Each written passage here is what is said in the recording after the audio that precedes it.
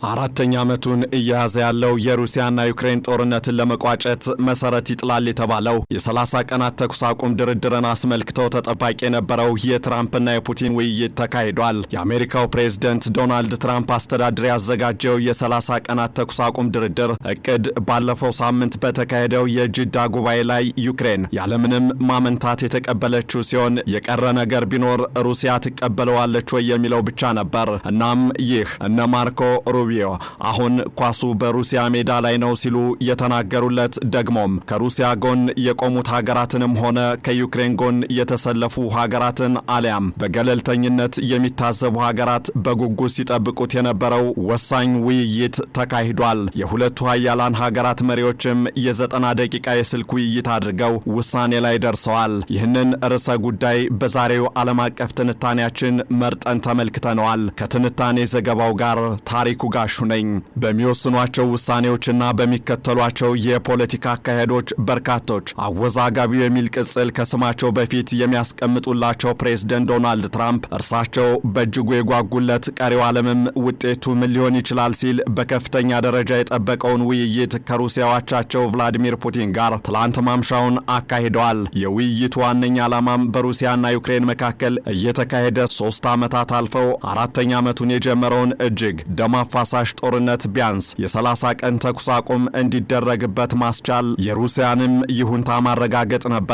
በእርግጥ በሁለቱ ፕሬዝደንቶች መካከል ሊደረግ ቀጠሮ ተይዞለት የነበረው ይህ ውይይት የሚሊዮኖችን ሕይወት የቀጠፈውንና እየቀጠፈም የቀጠለውን አለፍ ሲልም በሚሊዮኖች የሚቆጠሩ ዜጎች ከቀያቸው እንዲሰደዱ እያደረገ ያለ ቀጠናዊና ዓለም አቀፋዊ ዳፋውም እየጠነከረ የመጣውን ጦርነት ለመግታት የሚደረግ ነውና ተጠባቂነቱም በዚያው ልክ ነው። እናም ይህን በመሰለው ትልቅ ጉዳይ ፕሬዝደንት ዶናልድ ትራምፕና ፕሬዝደንት ቭላዲሚር ፑቲን 1 ሰዓት ከ30 ደቂቃ የፈጀ የስልክ ውይይት ማድረጋቸው ተገልጿል። ሆኖም ፕሬዝደንት ትራምፕ ካቻቸው ፑቲን ጋር ባደረጉት የ1 ሰዓት ከ30 ደቂቃ የስልክ ውይይት የተፈለገውን የ30 ቀን ተኩስ አቁም እቅድ ሙሉ በሙሉ ማሳካት አልቻሉም። በቅርቡ የትራምፕ አስተዳደር በሳውዲ አረቢያ ጅዳ ከተማ ለውይይት ያቀረበው የ30 ቀናት የተኩስ አቁም ስምምነት የማድረግ እቅድ ከሩሲያ ጋር ሰላም ለመፍጠር ብዙ ይቀራል ያሉት ዘለንስኪ ከአሜሪካ በደረሰባቸው ጫና ወዲያውኑ ቢቀበሉትም ፑቲን ግን ሙሉ በሙሉ የሚቀበሉት ሆኖ አልተገኘም።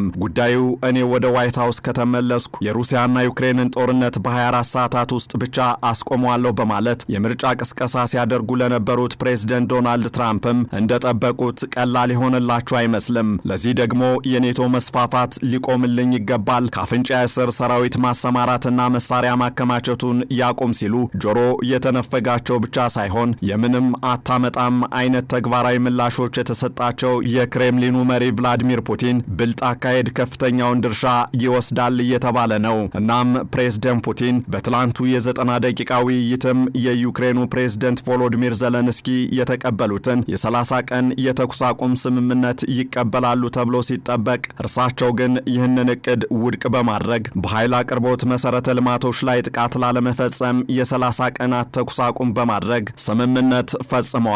ይህ አይነቱ ስምምነት ዓለም ከሚጠብቀው የ30 ቀናት ሁሉን አቀፍ የተኩስ አቁም ስምምነት ፍጹም የተለየና ጭራሽም ከግምት ውስጥ የገባ አልነበረም። ጦርነቱን ለማስቆም የትራምፕ አስተዳደር ዩክሬንንና መላው አውሮፓን ያገለለ አካሄድ ነው በሚል ውግዘት ያስተናገደበትን የሪያዱን የመጀመሪያ የሩሲያና የአሜሪካ ውይይት ተከትሎ በተደረገው የጅዳ ውይይት የአሜሪካ የውጭ ጉዳይ ሚኒስትር ማርኮ ሩቢዮ ኳሷ ወደ ሩሲያ ሜዳ ተወርውራለች፣ ሩሲያ ለተኩስ አቁሙ ቀናሽ ምላሽ ካልሰጠች በሚያሳዝን መልኩ የሰላም ጠንቅ ማን እንደሆነ እናውቃለን ብለው ነበር። ይህንን ተከትሎም ሩሲያ ለጦርነቱ መነሻ ግቦቿን ወደ ጎን አድርጋ ትስማማለች ወይስ የትራምፕ አስተዳደርን ጥያቄ ውድቅ ታደርጋለች በሚል አጣብቂኝ ውስጥ እንደወደቀች በርካቶች ሲገልጹ ነበር።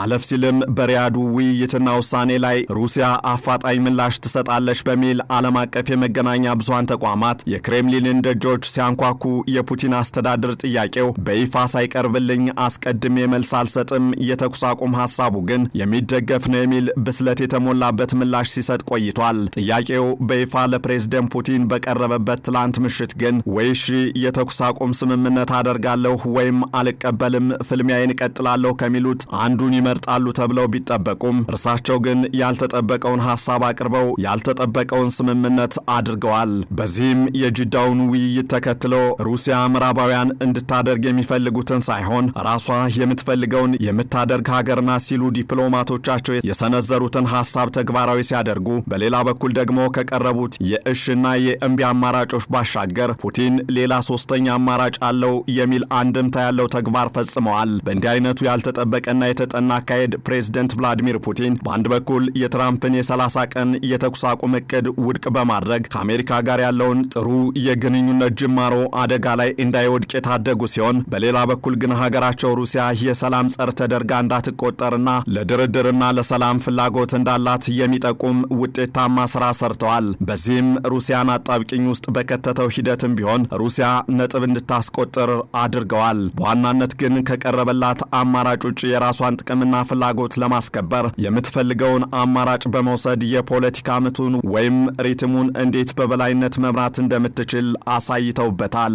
በእርግጥ በአሁኑ ወቅት በሚሊዮን የሚቆጠሩ ዩክሬናውያን የኤሌክትሪክ ኃይል ተቋርጦባቸው በጨለማ የሚኖሩ ከመሆናቸውም በላይ ሀገሪቱ እስካሁን 14.6 ቢሊዮን ዶላር የሚገመት የኃይል አቅራቢ መሰረተ ልማቶች እንዲሁም ማሰራጫ ጣቢያዎች ወድመውባታል። በዚህም ምክንያት ምንም እንኳን ሙሉ በሙሉ የ30 ቀናት ተኩስ አቁም ከማድረግ ይልቅ ለ30 ቀናት በኃይል አመንጭ መሰረተ ልማቶች ላይ ጥቃት ላለመሰንዘር ሩሲያ መስማማቷም የዘለንስኪን አስተዳደር የሚያስከፋ አሜሪካንም ቅር የሚያሰኝ ሆኖ አልተገኘም። ነገር ግን የፕሬዝደንት ዶናልድ ትራምፕም ሆነ የአስተዳደራቸው ፍላጎትና ግብ ይህ ብቻ አልነበረም።